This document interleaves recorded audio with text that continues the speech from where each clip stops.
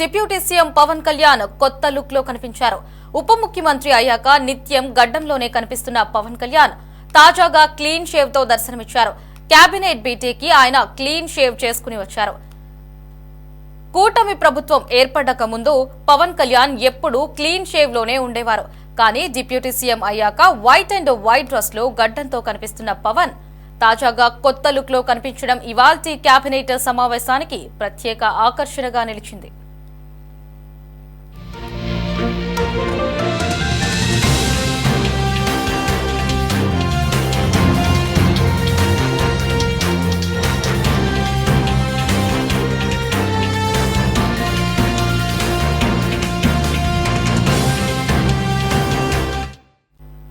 అయితే Pawan Kalyan clean shave లో కనిపించడానికి ఓ కారణం ఉంది. ఆయన సినిమా షూటింగ్ లో పాల్గొంటున్న కారణంగానే కొల్ల గెటప్ లో కనిపించారు. దీనికి సంబంధించిన పవర్ స్టార్ అప్డేట్ కూడా ఇచ్చారు. హరిహర వీరమల్లు పెండింగ్ షూటింగ్ లో పాల్గొన్నట్లు పవన్ కళ్యాణ్ ఓ సెల్ఫీని ఇన్స్టాలో పోస్ట్ చేశారు. చాలా కాలంగా పెండింగ్ లో ఉన్న హరిహర వీరమల్లు షూటింగ్ కోసం కొద్ది గంటలు కేటాయించినట్లు పవన్ తెలిపారు. హరిహర వీరమల్లు షూటింగ్ సెట్స్ లో పవన్ దిగిన సెల్ఫీ ఇప్పుడు వైరల్ అవుతోంది.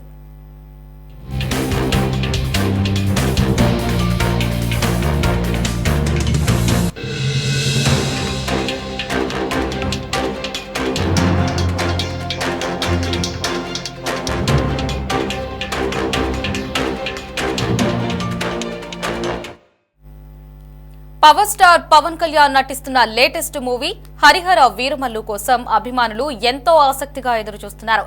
జ్యోతి కృష్ణ డైరెక్ట్ చేస్తున్న ఈ సినిమా ఎప్పుడో పూర్తి కావాల్సి ఉంది.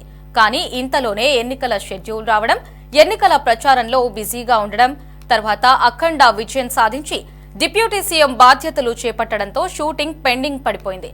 ఇక ప్రస్తుతం రాజకీయాలు, ప్రభుత్వ కార్యకలాపాలలో చాలా బిజీగా ఉన్న పవన్ ఇప్పుడు కొంత సమయాన్ని తన సినిమా కోసం కేటాయించారు. ఆ షూటింగ్ సెట్స్ లో దిగిన ఫోటోనే సోషల్ మీడియాలో పోస్ట్ చేశారు.